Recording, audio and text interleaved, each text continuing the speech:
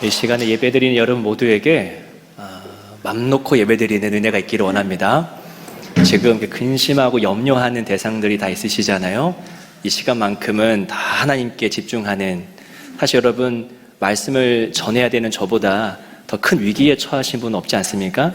네, 저도 오직 다른 걱정 안 하고 하나님만 보겠으니 여러분들도 모든 거 다 내려놓고 주님만 바라보시는 예배되기를 축복합니다.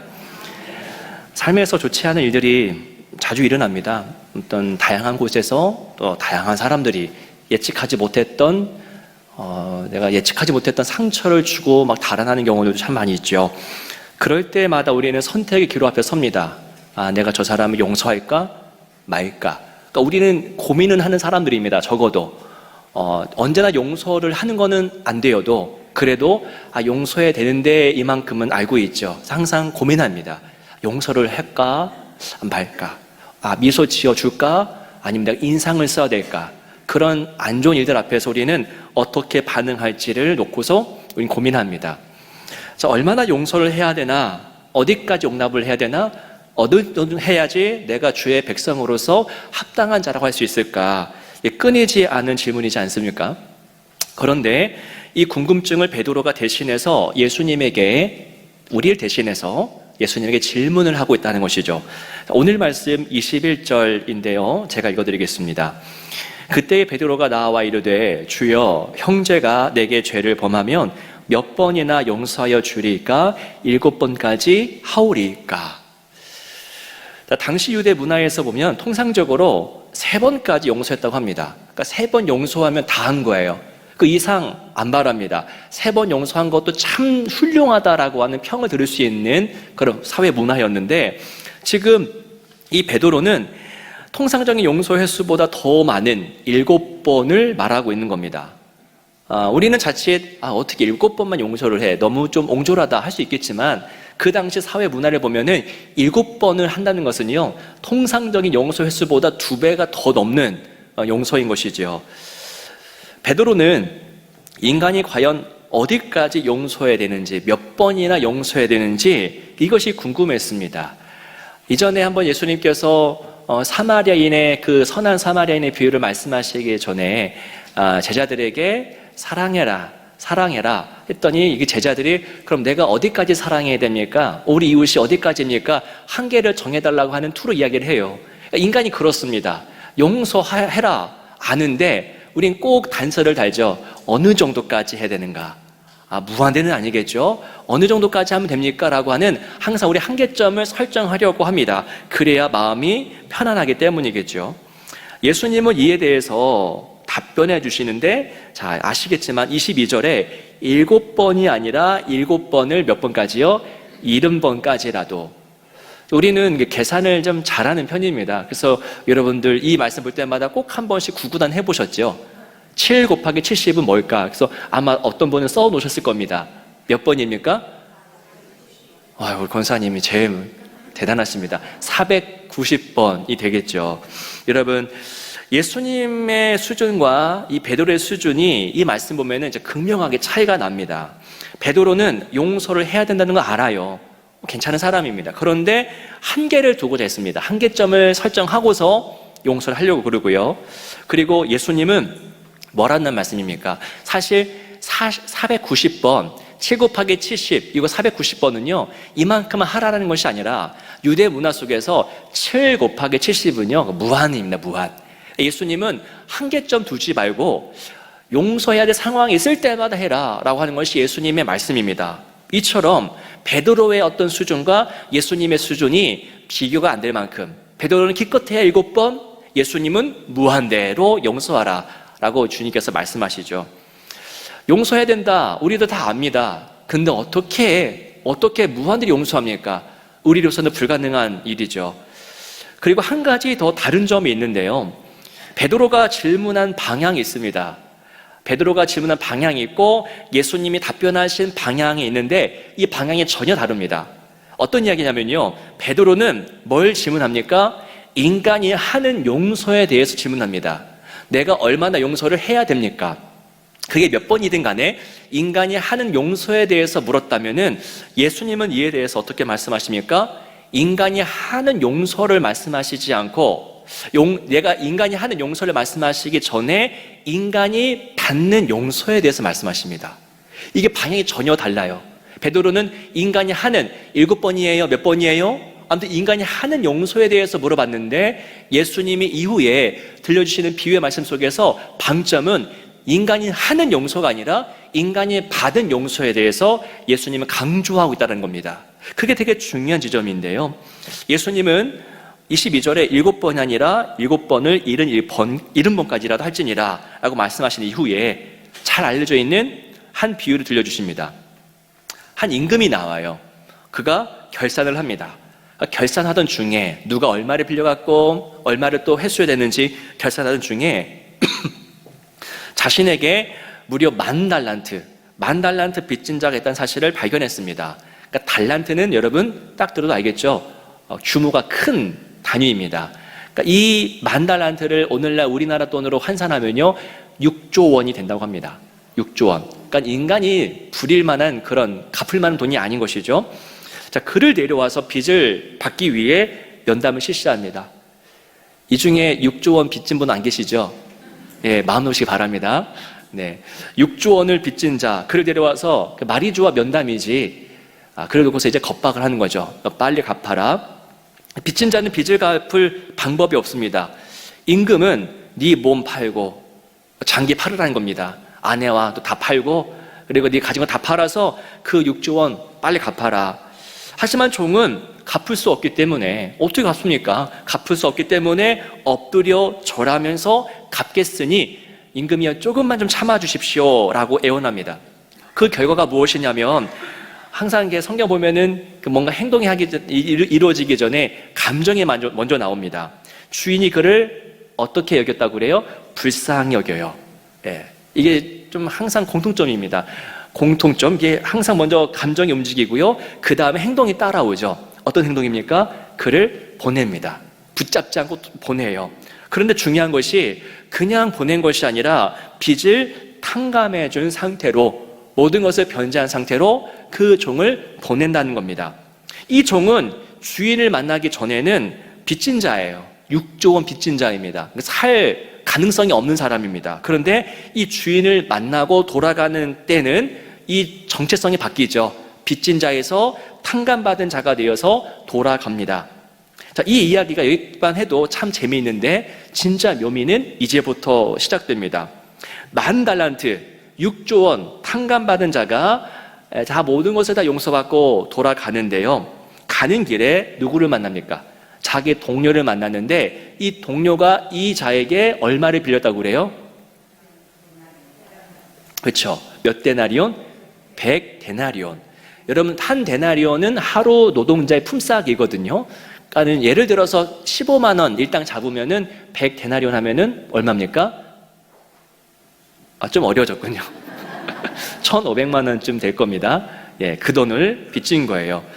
10,000달란트 탕감받은 사람은 자신에게 100데나리온 빚진 자의 어디를 잡아요? 목을 잡습니다. 예, 누가 배꼽이라 했나요? 네, 목을 잡아요. 목을 잡고서 빚을 갚으라 라고 합니다. 겁박하는 겁니다.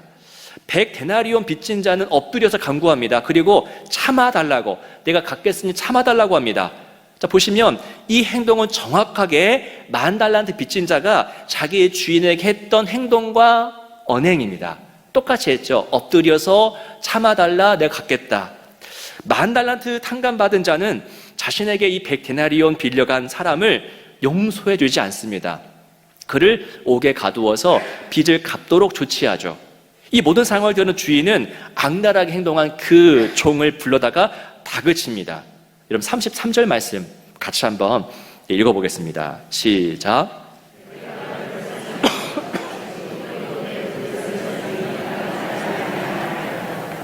네, 이 말이죠. 어떤 의미냐면 내가 너에게 했던 행동이 있는데 그 행동과 네가 저 사람에게 했던 행동이 왜 일치되지 않느냐. 그러니까 네가 탕감받았다면 너도 탕감해줘야지. 심지어 너는 6조 원 탕감받았잖아. 근데 왜 1,500만 원 그거 왜 탕감해주지 못하냐. 한마디로 모순덩어리다. 너는 받은 대로 흘려보내지 못한다. 탕감받은 것을 그대로 또 행동하지 못한다. 너는 모순이야. 받은 게 다르고 행동하는 게 달라. 넌 너무 앞뒤가 달라라고 하는 말을 하는 건데요. 더 중요한 것, 이게 사실 비유의 말씀이거든요. 이 모순 덩어리가 바로 누구다라는 것일까요? 베드로입니다. 일단은 몇 번 용서해 줘야 됩니까? 7번이면 제가 충분히 용서하는 거겠죠? 라고 물어보는 이 베드로에게, 야, 네가 받은 용서가 어느 정도인데 너는 7번, 8번 그거 셈하고 있느냐? 이 모순 덩어리가 바로 너야 라고 말씀하시는 거고요. 그리고 이게 연장되겠죠. 그게 바로 우리의 모습이기도 합니다. 이게 예수님이 베드로에게 들려주시는 비유의 핵심이에요. 네가 받은 게 얼만데, 네가 받은 용서가 얼마나 큰 건데 너는 그 작은 거 용서하지 못하느냐. 이게 핵심입니다. 다시 말씀드립니다. 베드로는 인간이 하는 용서, 그렇죠? 몇 번 해야 됩니까? 인간이 하는 용서에 대해서, 용서의 한계에 대해서 질문하는데, 그런데 예수님이 답변하시는 방향이 전혀 달라요. 예수님은 인간이 하는 용서를 말씀하시지 않고 인간이 이미 받은 용서가 얼마만큼인지에 대해서 말씀합니다. 그러니까 예수님은 결국은 용서하라는 것이 결론이에요. 그런데 예수님은 원리를 아는 분입니다. 원리가 무엇입니까? 뭐가 되게 하는 법칙이죠. 축구 경기를 보면요, 축구 그 골대 앞에서 그 살짝만 차면 되는데, 손흥민처럼 뻥 차서 그 저쪽으로 보내는 그 선수도 있을 때 해설자가, 아, 다리에 뭐가 들어갔네요 하죠? 그렇죠. 힘이 들어갔네요 라고 합니다. 운동에서 진짜 중요한 게 힘을 주는 것보다 힘을 빼는 거이더라고요. 그러니까 운동하시는 테니스를 하다도 팔끝부터 몸통까지 딱 힘을 꽉 주고 치면 오히려 세게 안 나갑니다. 힘을 줄 땐 주지만 뺄 땐 정확하게 빼야지 볼이 빠르게 나가는 거예요. 이게 원리죠. 예수님도 결국 우리에게 용서해라가 이게 결론인데, 그거를 말씀하기 위해서 니들 얼른 용서해. 100번이고 200번이고 용서해. 이렇게 말씀하시지 않고 예수님은 원리를 말씀하시는 겁니다. 용서가 되게끔 원리를 말씀하시는데요. 이겁니다.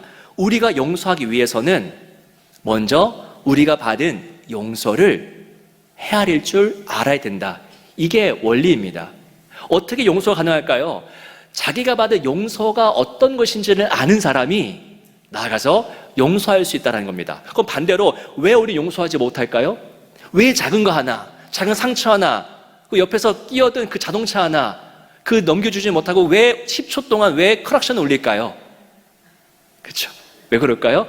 내가 받은 용서가 어느 정도인지를 모르기 때문에 그 작은 거 넘기지 못하고 6조 원 탕감 받았으면서도 1,500만 원 그거 작은 거 하나 넘기지 못하는 겁니다. 내가 받은 용서를 모르기 때문이에요. 우리는 스스로 용서하지 못합니다. 용서를 창출해내지 못하는 존재예요. 지난 주 중에 새벽에 이런 말씀을 나눴었는데, 우리는 경험해 본 것만을 행할 수 있습니다. 받아본 것만을 행할 수 있어요. 제가 정말 송구한 예화였지만은 초등학교 시절에 몇몇 여자아이들이 저를 이렇게 좋아했다라고 하는 예화를 잠시 들었었는데요. 비웃지 마시고요. 예. 일부 또 잠시 말씀드렸지만은, 그러니까 저희 성도님들 저에게 종종 또 자주 인상이 좋다. 아, 누가 그러는데 인상 좋으시대요라는 말씀을 자주 하면서 한 번도 잘생기셨습니다라는 한 말씀 하신 분은 없으시더라고요. 왜 이게 무슨 차이일까 알면서도 모르겠는데요. 제가 초등학교 때는 그래도 좀 했는데, 심지어는 마을 정류장, 버스 정류장에 저에 대한 그 낙서,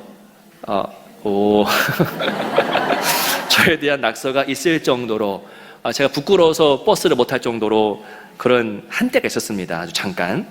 한 번은 아버지가 저에게 이런 상황을 제가 겪고 있으니까 어린 저를, 초등학생인 저를 불러다 놓고서는 말씀하셨어요. 아들아, 나중에 함께할, 결혼할 상대를 선택할 때에 다른 거 보지 말고, 돈, 집안 보지 말고 누가 부모님에게 사랑을 많이 받았는가, 그거 보고 선택해라.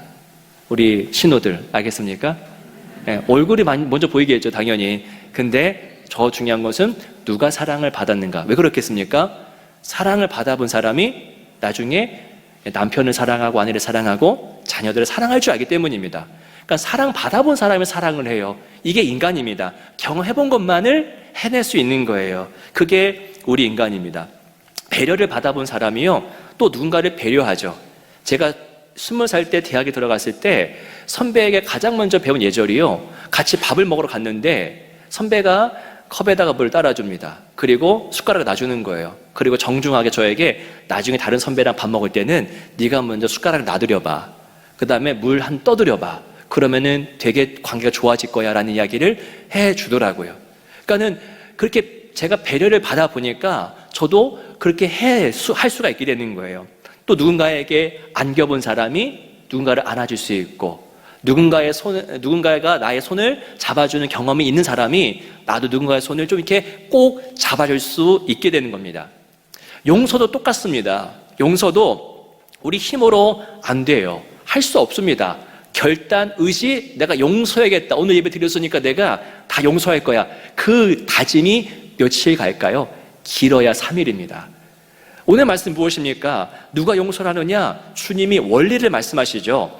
용서를 받아본 사람이 누군가를 용서할 수 있는 겁니다.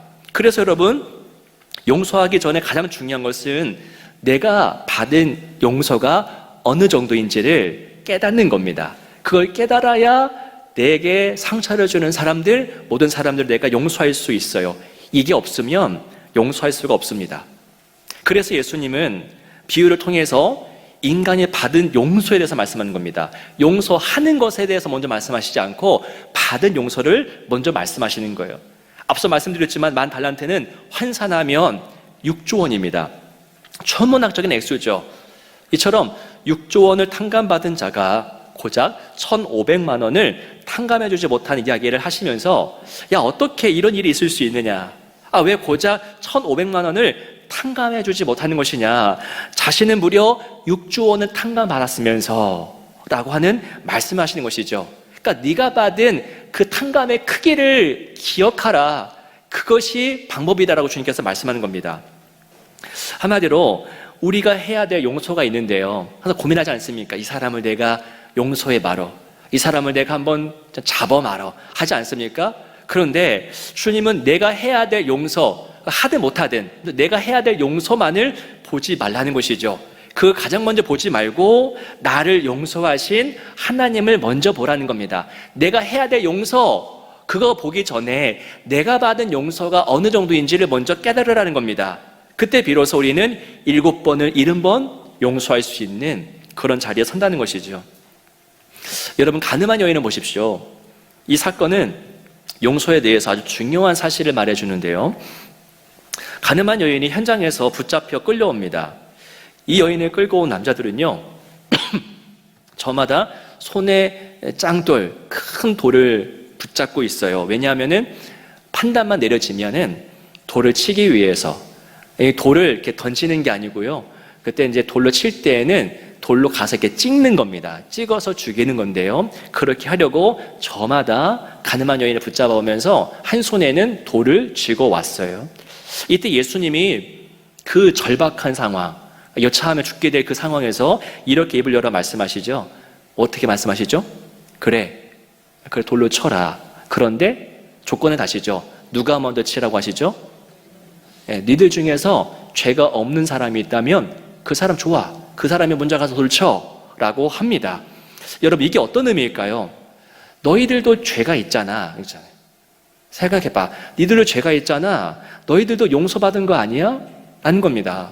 니들도 죄가 있고 니들도 용서받는 자 아니냐. 그런데 왜 지금 여기서 돌을 들고 왔느냐. 니들이 받은 용서를 한번 생각해봐. 그러면 이 여인 용서해 줄 수 있어 라는 것이죠.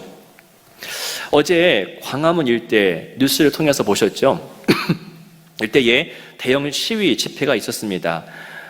대통령 퇴진 운동, 어마어마한 사람들이 모였다고 하더라고요.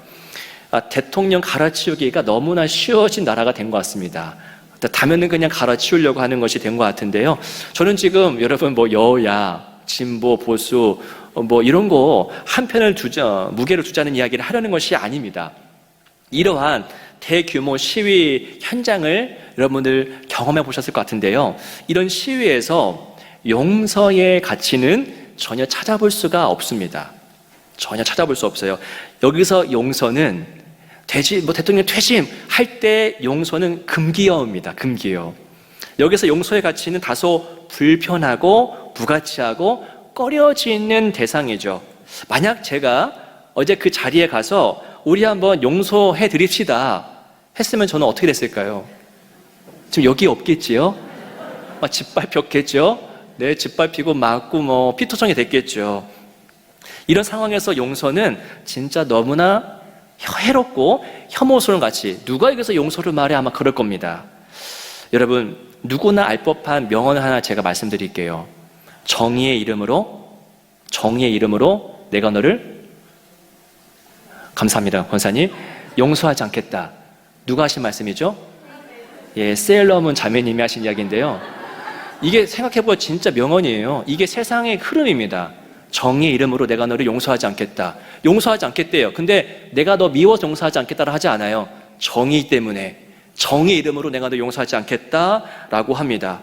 여러분, 용서가 어렵죠? 어려울 때가 너무나 많습니다. 왜 우리는 용서를 어려워할까요? 왜 용서가 잘 안 될까요? 왜냐하면 정의를 명분으로 삼기 때문입니다.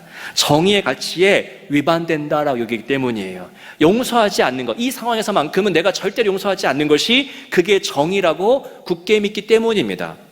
나는 옳고 너희들은 틀렸어, 이런 생각. 남편 실수했어, 이런 실수는 비난받아 마땅해, 용서 안 돼, 이게 정의야 라고 말합니다. 아내가 판단을 너무 잘못했어, 이럴 땐 내가 정확하게 지적해줘야 돼, 그게 정의야. 나 때는 정말 안 그랬는데 요즘 아이들 왜 그런지 몰라, 따끔하게 혼내줘야 돼, 그게 정의야 라고 합니다. 용서하지 않아요. 어떤 이름으로요? 정의의 이름으로 용서하지 않아요. 모두가 세일러문이 되고 있죠. 이때 우리가 놓치는 것이 있다는 겁니다. 정의 좋아요. 근데 놓치는 것이 있어요. 뭘 놓칩니까? 우리 자신도, 나 자신도 정의의 기준에서 보자면 내세울 게 있습니까? 없습니까? 없다라는 겁니다. 근데 그거를 본인은 잘 인지하지 못합니다. 정의 기준에서 보자면 나도 틀렸어요. 나도 오답입니다. 한참 기준 미달이에요. 우린 남의 눈에 티만 볼 줄 알지 내 눈에 들보를 보지 못합니다. 아니, 정의의 자들 될 거면은 나에게도 돼야죠. 내 안에 들보가 있는데 저 사람 눈에 작은 티가 있다고 해서 큰 소리 칩니다. 우리가 해야 될 용서를만 보지 우리가 받은 용서에 대해서는 까마득하게 잊고 삽니다. 본문의 말씀을 보십시오. 100데나리온을 갚지 못하고 연체되는 상황이에요. 연체는, 여러분, 이건 안 되죠. 이건 정의롭지 못한 겁니다.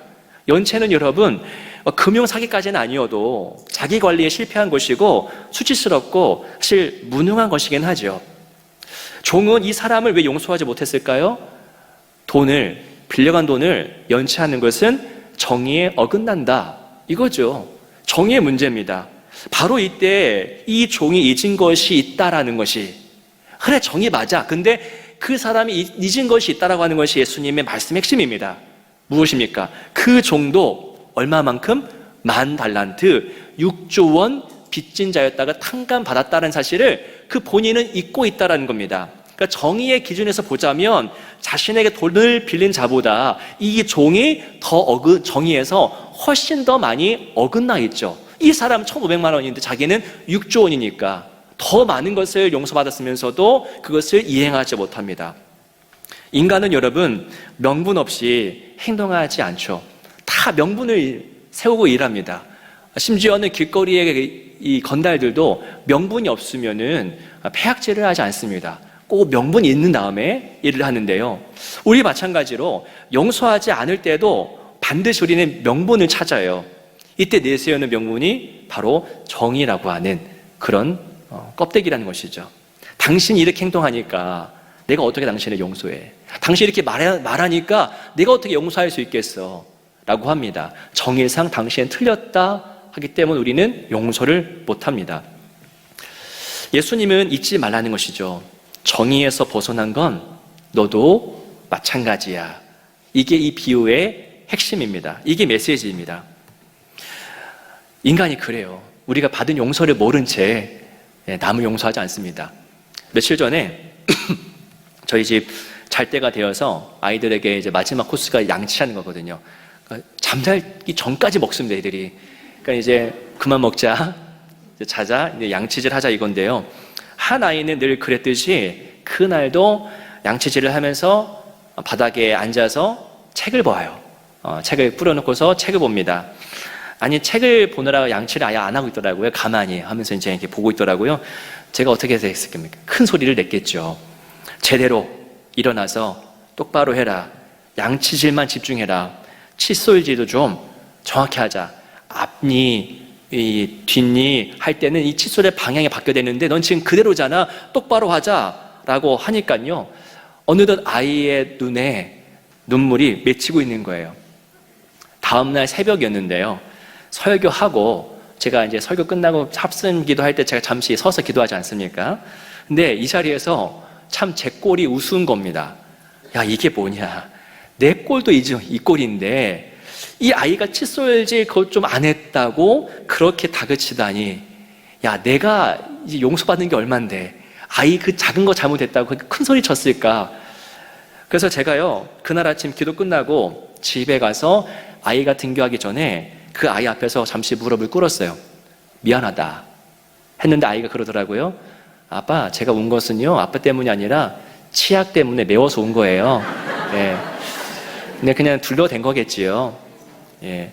여러분, 우리는 정의 이름으로 용서하지 않는 그런 파렴치한 사람이 되어가고 있는 것 같습니다. 제가 그래요. 제가 정의 이름으로 상처를 줘요. 이거 똑바로 양치질 해야지, 이게 맞는 거야 라고 하면서 그것으로 상처를 주고 정의의 이름으로 비난합니다.